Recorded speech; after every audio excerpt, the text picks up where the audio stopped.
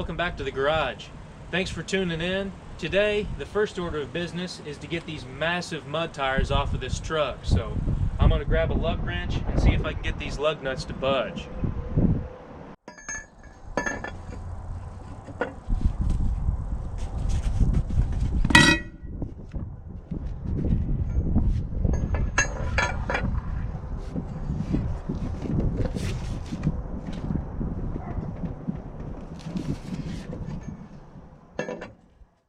I actually lucked out and I bought a dump truck with this homemade lug wrench made up.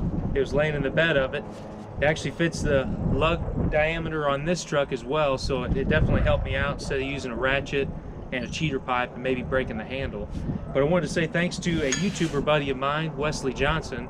He has a channel and he has a truck just about identical to mine, and he was talking about in his video when he changed his wheels and tires as well, that the driver's side, the lugs are left-handed thread.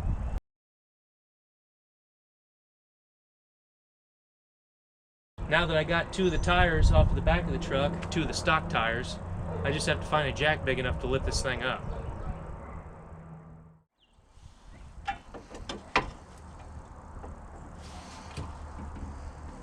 Got to hold the glow plugs in on this machine even when it's fairly warm out. That's just the way this thing starts, kind of cold-natured.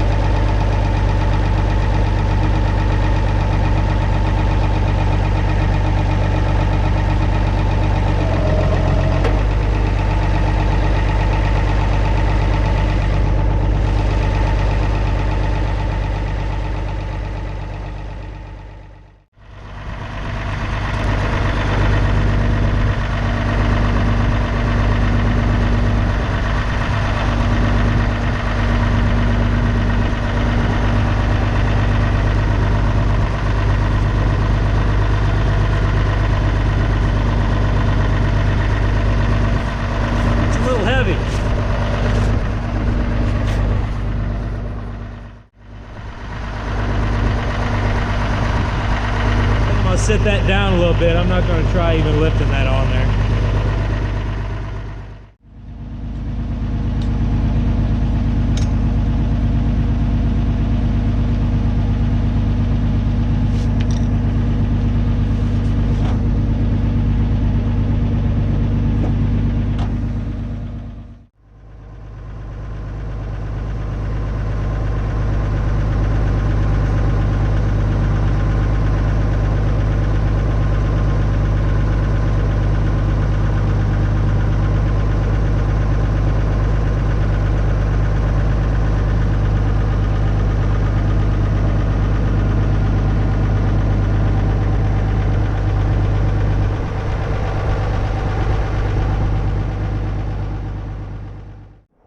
I got the fronts completely done. It's time to move on to the back. And let me tell you one thing. They look heavy. They are definitely heavy. So I'm gonna move on to the back. The back has the studs that I believe I need to remove because this is a dual rear wheel, but you see there's no lug nut. There's the stud sticking through. So I gotta find a square socket that'll fit on that, pull these studs out, pull these wheels off and put the little dinky ones on it, but it's a major difference. You see all the amount of room around here now, where if you took this truck off-road, had to go through a dip or something, that the axle could actually articulate instead of having the tires shove up into the fenders. But you know, like I said, the previous owner just had those tires on there kind of for show. So let me set the camera up, try to find one of those lug nuts, try to find one of those sockets I should say, and get the rear switched out.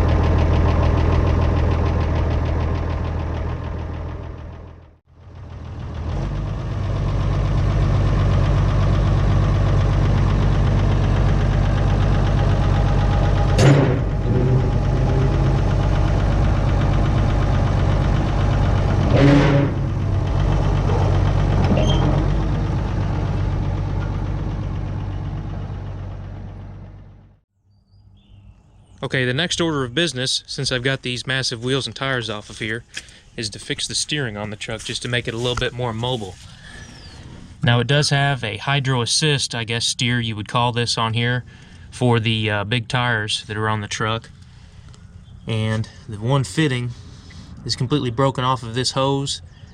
You can see the fitting that goes to the steering ram has a little bit of trash in it from mud daubers getting in there. So I've got to take this fitting off, take this chunk of hose off, have them make me one up, and I got to take this fitting down so I can find the one that goes on top of it, find the right pitch. So I'll pull this hose off of the truck, and hopefully one of the parts stores can make me this today.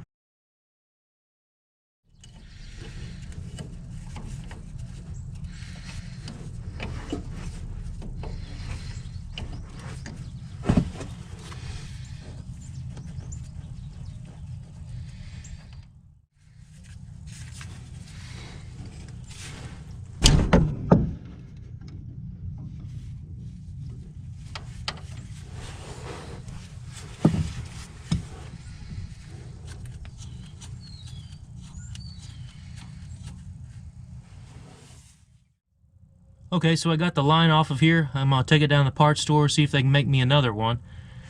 And there's a little bit of trash down inside of here, so I'm going to have to, if I can get the light right, there's a little bit of trash down inside of there, so I'm going to have to try to take a pick or something and get that out of there. I don't think it'll be a major problem. But I'm going to run down to the parts store and see what I can come up with. Okay, I got the hydraulic hose made.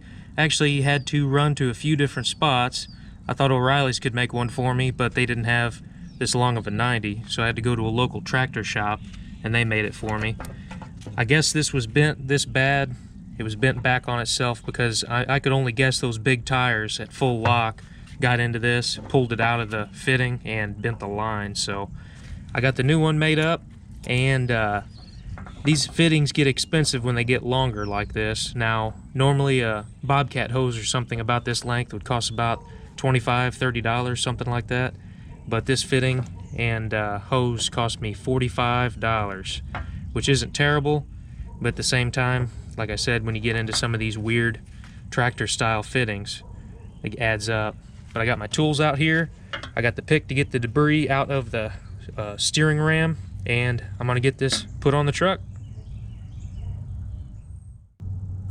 The line's on here, secure, and I did also want to say that I checked this side to make sure there wasn't any debris in the line. I know sometimes on these videos I'm not very clear, And that's about the biggest problem I have with doing some of these videos, is trying to explain what I'm doing and explaining things before I actually do them. So I wanted to go back over and say that I did check that. Now I can move this truck around a little bit easier, and I won't have to fight the steering quite as much. With this line not supplying pressure to the hydro assist steering and moving that truck around with those big tires on it, that was not fun. That'll do it for today's video. I actually wanted to throw a quick update in this video and say that I got the battery cables ordered for the Willys Jeep, so I should be able to put those on before too long and maybe have a first start video on it. But thank you very much for taking the time out of your day to watch my videos. It truly means a lot. I never really would have guessed when I started putting videos on YouTube that people would want to watch them, but I'm up to 370 subscribers right now, and I couldn't be happier. And things are only going to get better from here. And if you would also check out my buddies who have helped me out a lot at Central Oregon Shenanigans and the Fox Shop. Those guys have been great to me. Their channels have a lot of great content, and if you want to check them out, their channel links will be in the video description below. But thanks again for watching. If you like this video, give it a thumbs up, leave a comment or a question down below, subscribe if this is the kind of content that you're into, and hit that notification bell so you don't miss out on any updates on these awesome projects. And always, just a friendly reminder that it doesn't matter if you're working on your project in a garage or in your driveway. What matters is that you go out there, you do the job yourself, and you learn more about your project, whatever that project may be. Now that this video's over, how about you go outside and work on something? My name is Zane, and I'll catch you next time.